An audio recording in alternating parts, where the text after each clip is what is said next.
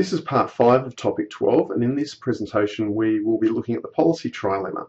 Now, the policy trilemma can be summarized using this triangle, and at each point of the triangle we have something which is of significant benefit to an economy. So having a stable exchange rate is desirable. Having monetary policy autonomy is desirable, and having free capital flows is desirable as well. So let's start off with a stable exchange rate. Having an exchange rate which is more stable rather than less stable, that is, having an exchange rate which is stable rather than volatile, is actually beneficial.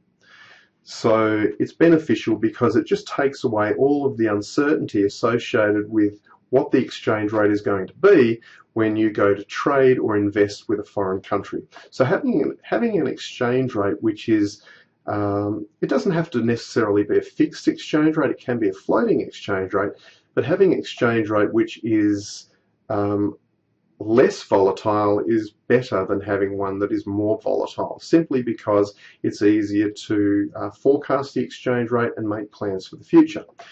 Monetary policy autonomy means that monetary policy can be freely used to target inflation. It also means that monetary policy is independent of the exchange rate.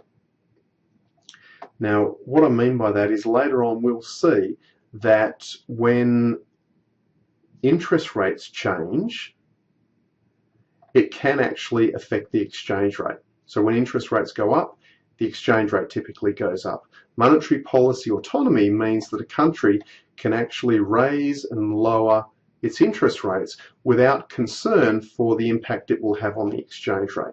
Now, that's a good thing in itself. So if we just focus on having an ability to move interest rates up and down to control inflation without having to worry about the exchange rate, that's a good thing. And then free capital flows are beneficial as well. So when I say capital, I mean financial capital. Being in an economy where excess savings can easily leave the economy is beneficial. Being in an economy where you can actually bring in foreign savings to supplement a low level of domestic savings, that's beneficial as well. So if you're in a situation where you have a high level of savings relative to investment, having the ability to send those excess savings overseas to earn a high return is beneficial. If you're in a situation where domestic savings are low relative to how much money you want to invest, having free financial capital flows and the ability to bring in foreign savings to supplement domestic savings and allow you to actually have a level of domestic investment that's substantially higher than domestic savings, that's beneficial as well.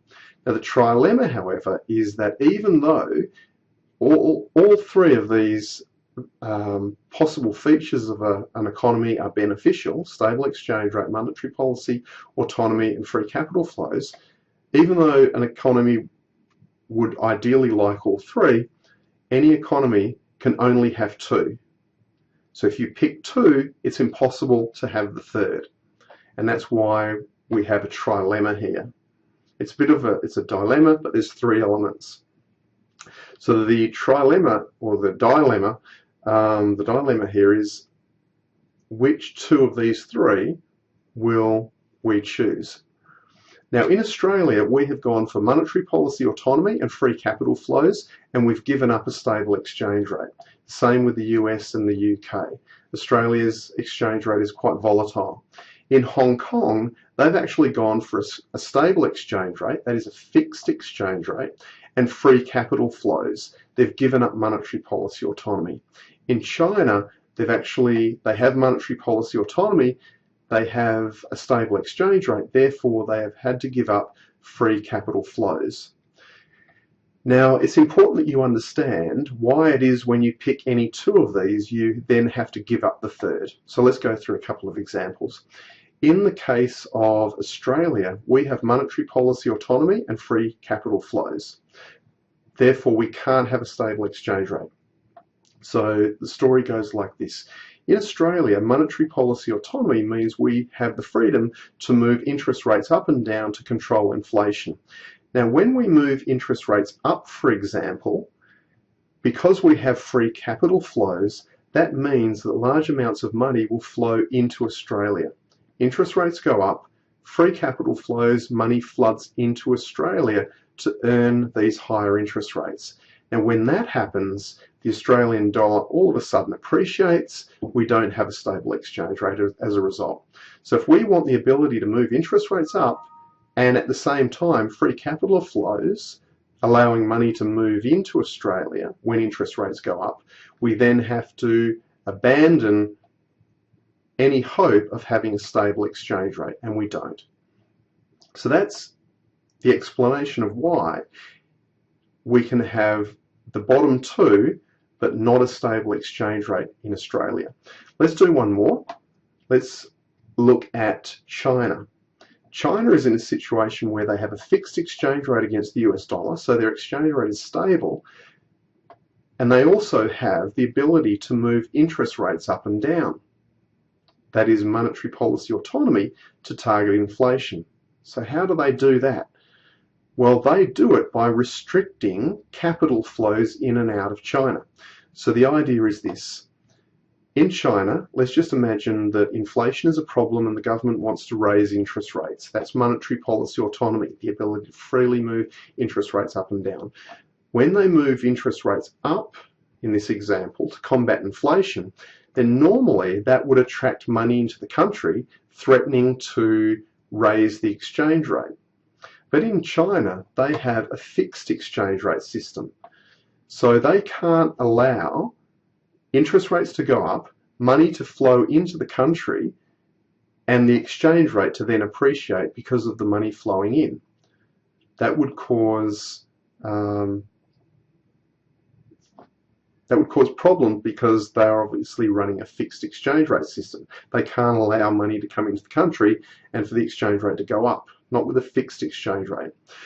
So in China's case, they raise interest rates, and even though money wants to come into China, attracted by those higher interest rates, they stop that money from flowing in. So they do not have free capital flows. They stop the money from coming in, and because they stop the money from coming in, that takes the pressure off the exchange rate. The exchange rate doesn't go up like it normally would in countries with floating exchange rates, and they are then able to maintain their fixed exchange rate system. Okay, now in this course we have covered fixed versus floating exchange rates, monetary policy and capital flows, so hopefully my explanation of this policy trilemma makes sense to you. If you feel you need to do more reading, there's plenty out there, plenty of literature on the policy trilemma, so I encourage you to read more on the policy trilemma to get a really good understanding. In Australia's case, we have had a floating exchange rate since the early 1990s. There is a web link there to help you understand Australia's floating exchange rate system. Next, monetary policy. I'm just emphasising here that monetary policy can be operated in a number of ways. First of all, controlling interest rates, which is how we do it in Australia, how they do it in America, also in the UK. But monetary policy can also be used or operated by controlling the money supply. It can also be used like they do in Hong Kong and Singapore by controlling the exchange rate, or monetary policy in the non-traditional sense can involve quantitative easing. In Australia, however, we use number one, and monetary policy autonomy means that we can move interest rates up and down without having to worry about the impact of those interest rate changes on the exchange rate. And then finally, free capital flows. I've got 4 benefits of free capital flows. So effectively in this slide, what I'm doing is explaining why free capital flows why they are desirable in any economy, and therefore why they are a desirable element of any economy, and therefore justifying having them in the policy trilemma as a desirable feature. Okay, so going back to this trilemma, the only side of the trilemma that I haven't explained is Hong Kong, so let's have a go at that now.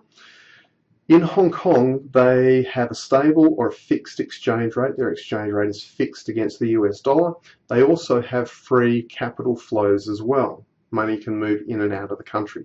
That means they have had to abandon monetary policy autonomy. That means that in Hong Kong, they don't have the ability to move interest rates up and down independent of the exchange rate. So in Hong Kong, rather than being able to move interest rates up and down to combat inflation, they have to actually move interest rates up and down in a way that is consistent with maintaining exchange rate stability.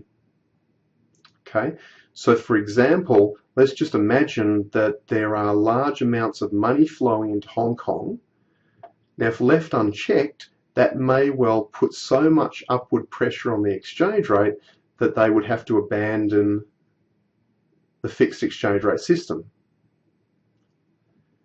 But they don't want to do that. They don't want to abandon their fixed exchange rate. So when there are large amounts of money flowing into Hong Kong, what the Hong Kong government often needs to do is use monetary policy and lower interest rates to stop or reduce the inflow of money from foreign countries to take pressure off the exchange rate, the fixed exchange rate.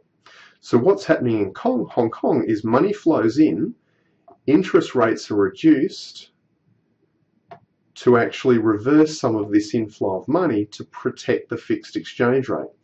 So that is not monetary policy autonomy, because monetary policy is being used to help keep the exchange rate at its fixed level rather than interest rates being used to combat inflation. So as I said at the beginning, any country can have any two of these desirable features of an economy. You can't have the third. As I've got there, you need to be able to explain why a country can have any two but not the third. So effectively you need to be able to go through the examples I've just gone through and explain why, for example, Australia can have interest rates moving up and down to combat inflation. We can have free capital flows, therefore why we cannot have a stable exchange rate. You need to be able to put that into words.